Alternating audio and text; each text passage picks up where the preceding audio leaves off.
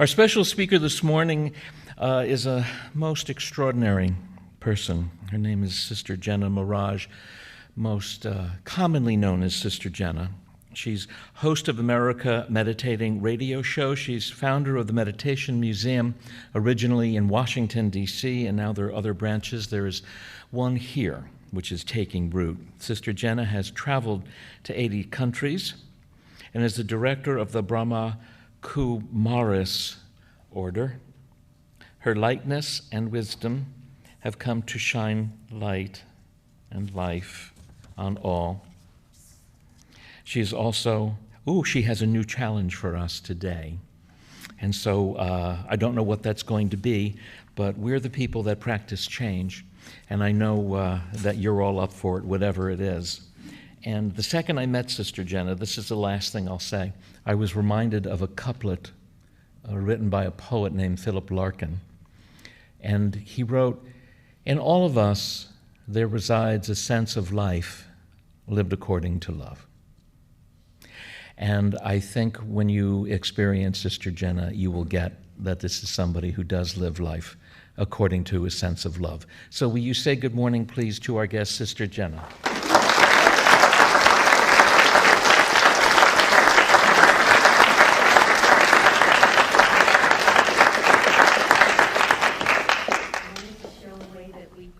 Other here. Oh, sorry. Into them. I know. Good morning. Om Shanti. Om Shanti. Hi. So one of the way that I greet folks to take them off guard is to look at them in their eyes with love. Take a look at this. Hi. Hi. You do sparkle. Doesn't that feel different? I know. Thank you, John. Thank you so much. Thank you. You know, nowadays it's so important to try new things because sometimes hugs feel tight. You ever been hugged by somebody really tight that you couldn't breathe? And have you ever been hugged by somebody who felt like they didn't really want to hug you? I know, right? And then you kind of leave with different feelings after the hug. But when you look at another person in their eyes, and you come from a place of the love that you have worked on over your lifetime, and that's what you've got to offer, and that's going to be enough for you, then whether they look back at you or not, it was enough for you to share the love that you have in you to another soul. So I just wanted to say good morning, and I love LA, and I want to move here.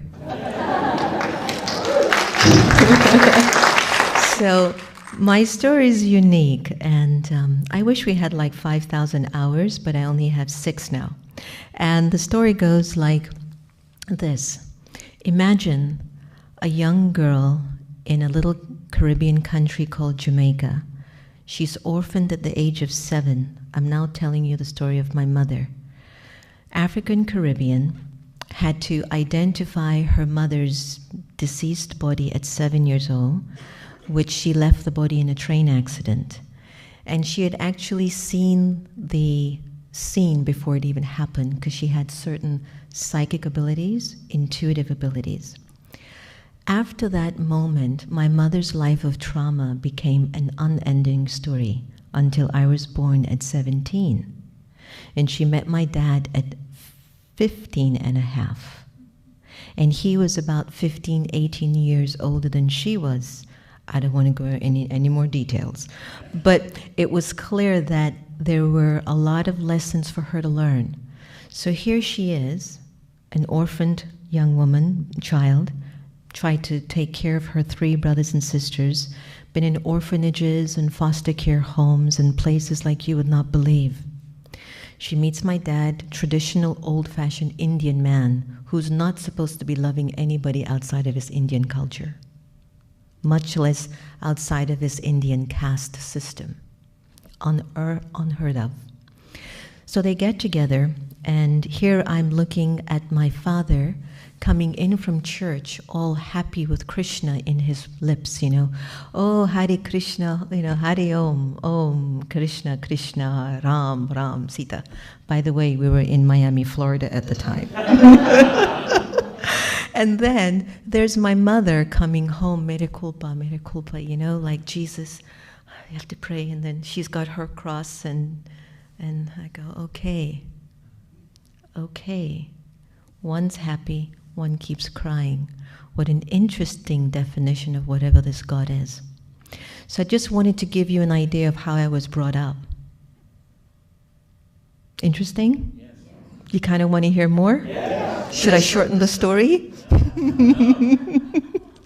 And so, you know, half Indian, half African, brought up in America, a very bruised mother, a very grounded and stable Indian father. I see the world from two different lenses. I don't make a final assessment and say, this is that. Yes, 1 and 1 is 2. Yes, the sun is hot. You been there? Is there proof? Who's been to the sun? Have you ever heard of this Indian group called Sardarjis? They're Sikhs, and they wear this turban on their heads. They're usually confused with they call them Muslims. They confuse them by thinking that they're Muslims, but they're actually Sikhs, and they wear a turban. And if you take off the turban of the men's on their head, their hair is all the way to the floor. It's so long they never cut their hair, because the hair is symbolic of power. Remember Samson and Delilah? Yes. Got it? Yeah. Okay. So they want to maintain their powers. So anyway, there's a story about them that they're not sometimes very smart.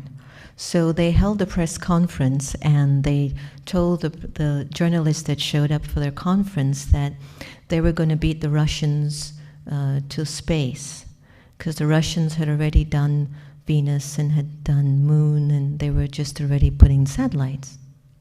So they decided they were going to beat them and said, we're going to be the first astronauts, the first scientists, we're going to land on the sun. And it's exactly what the media did. What is this? Is this a joke? You can't land on the sun. And then one of the reporters says, excuse me, Dr. So-and-so, I just want you to know it's impossible for anyone to land on the sun. It's hot. Nobody can land on the sun. And then the two little scientist friends are like, looked at each other and started to smirk and go, what do they think, we're stupid? We're going to land at night. It'll be cool. You see, there is something about life. It's a very interesting experience. And I have to tell you that in my beautiful numbers of 50-something, I have found that I refuse to accept that I'm done, that I've got the answers to everything. I think one of the most important gifts that we can honor our lives with is this openness to keep receiving more of an experience of life. Love, purity, peace, divinity. These are experiences which can come through the door through anyone. Black, white, rich, poor, young, extra young. Get it? Got that one? Yeah. Okay, got that one. And I really feel that when we come to that point of accepting that our lives is this energy within the body that thrives for experiences of divinity and goodness, then you don't want to miss a moment of accumulating more goodness in your being. Example, she's a little bit outdated with her outfit, isn't she? Didn't you know the days of Greek and mythology fashions are over? Okay, you missed that one, right? In other words, why does she wear this white robe? Does she belong to a religion? Is she Hare Krishna? Is she with a cult? Does it matter? Meet her with the eyes and find out what's in the content of her story. And see how you grow and develop more love in your being by hearing her story. It doesn't matter what they look like. It doesn't matter the belief systems that somebody holds.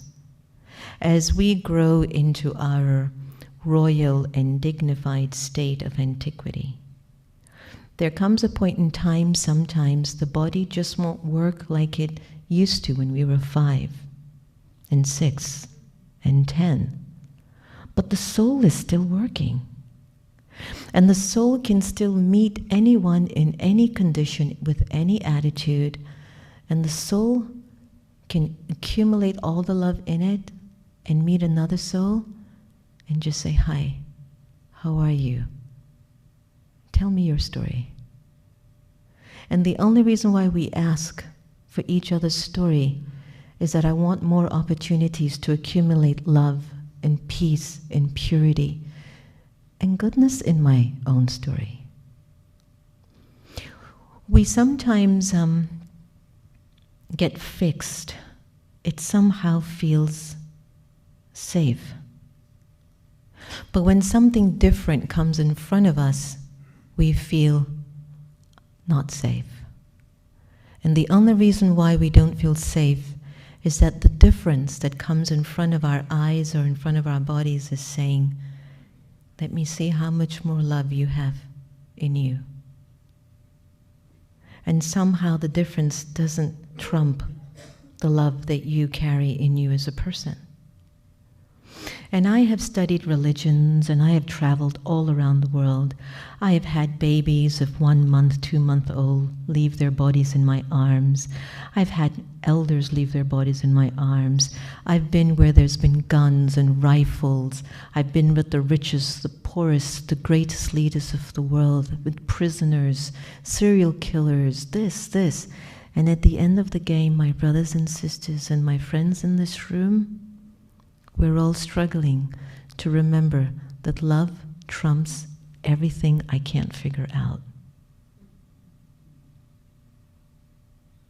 And in order to access that love, I can only tell you what has worked for me, has been my day-to-day regular experience of having a private, loving, not just contact, but relationship with God, the Supreme Energy. I'm not saying one that is Christian, Jew, Muslim, Hindu, black, white, rich, poor, brown. I don't know that God. I just know that there is an energy that is recorded in every one of our souls, that in our final breath, there's the option to go back to that energy or to hold on to the human energies that I've known so well. So the question is, on a scale from 1 to 10, how much do you walk, eat, sleep, breathe, speak, sit with the loving awareness of this Supreme Energy as your constant companion of your mind? On a scale from 1 to 10, with 10 being the highest, you declare that. It means it consumes your feelings and your thoughts. And this energy is a quality. It's not a thing. It's a virtue. It's not a thing. It is a force. It is not a thing. And every time our thoughts connect to that energy of consciousness, the soul feels it. And the soul gains the confidence and the strength that love and purity and honesty and truth and acceptance of all trumps my inability to decode your behavior. It trumps the ego of another. It even trumps the expectations and the desires that people walk around in their lives for us. That experience in meditation, where you're feeling God's love, makes you totally negate and delete, an acronym I use all the time called ALGAE. Remember this one forever. ALGAE. A for anger. L for lust. G for greed. A for attachment. And E for ego. When this is in us too much, we get influenced by the differences of people, by the arrogance of people, by the selfishness of folks, by the fear of folks, and by the pain in our brothers and sisters. We get influenced when we bump into anyone in our global family that somehow just can't be as loving as God is.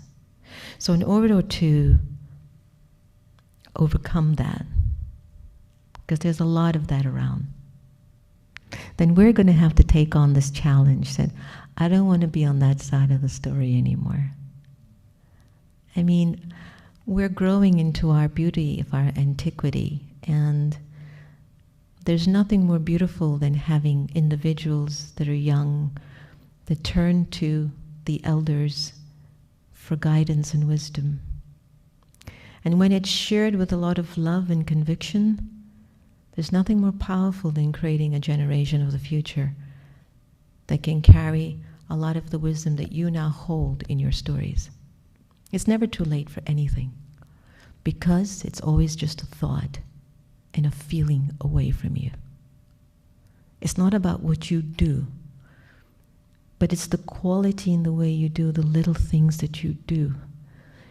You have no idea that if you get up from your chair peacefully and with love and respect for the elements that made it, you've served humanity.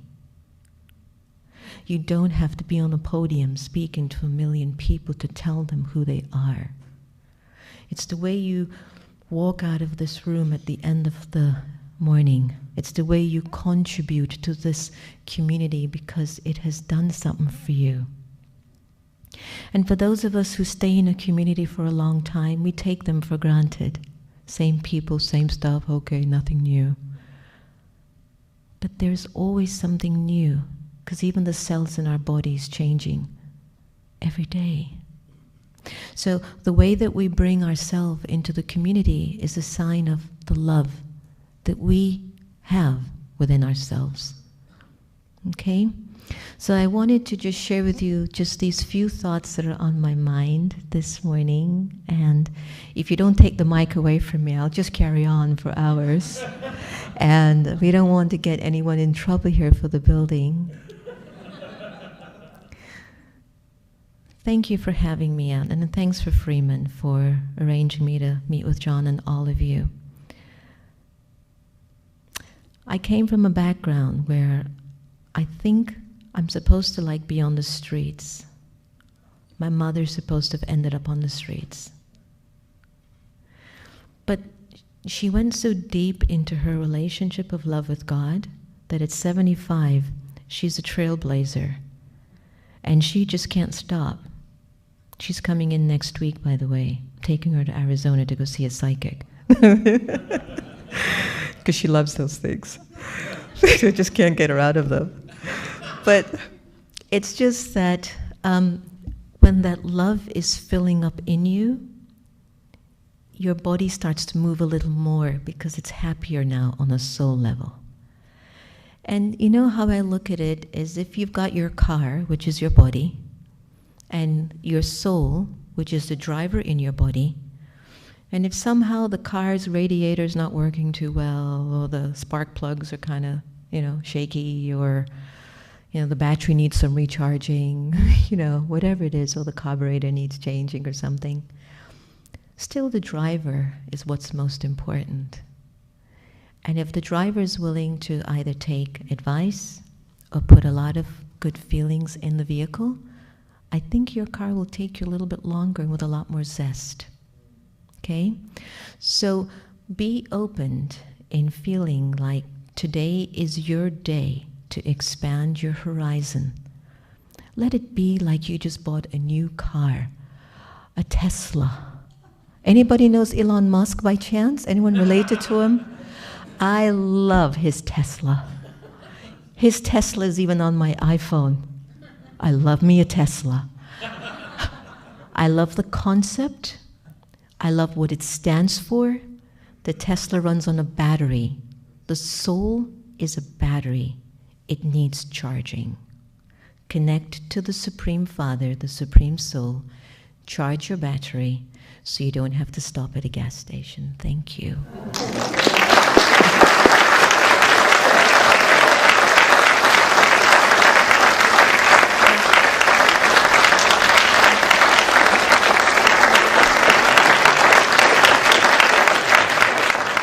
So I've gotten the youths involved, because sometimes they get a little lazy. And they sit all day long on their iPads and iPods and iSlods and iTods. And so you all have heard of a challenge called the Ice Bucket Challenge? Okay, that would be too painful for our community. So I decided to do another kind of challenge for world peace. And it's 60-second Om Challenge. Are you ready? All we need to do is to chant Om for as long as you can, and after you're done, we're going to nominate maybe one person or one group from here that we think we would like to pass on the challenge to, and we're hoping that we're going to create world peace through that. What do you think? Yay!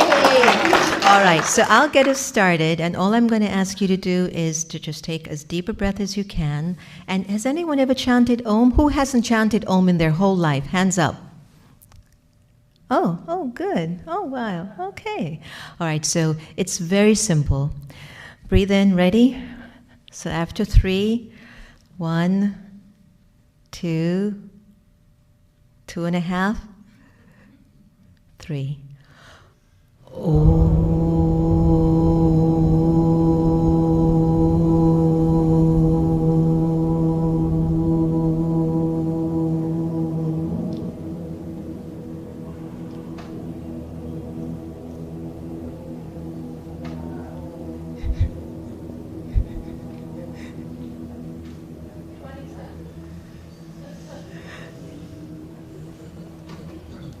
Excellent. It's excellent. We just created peace in 27 seconds. So what we'll do is I'll pass on the information to John, where we would love for you to get your children, grandchildren, and your friends involved with inviting people to videotape their Om chant. If they can do a full 60 seconds, yay. The remaining seconds that you can't, you can donate to one of the charities that we will have posted towards it, okay? So beautiful, and thank you so much for participating in the Om channel. And thank you for having me here, Freeman, Stephen, everybody, Jasmine.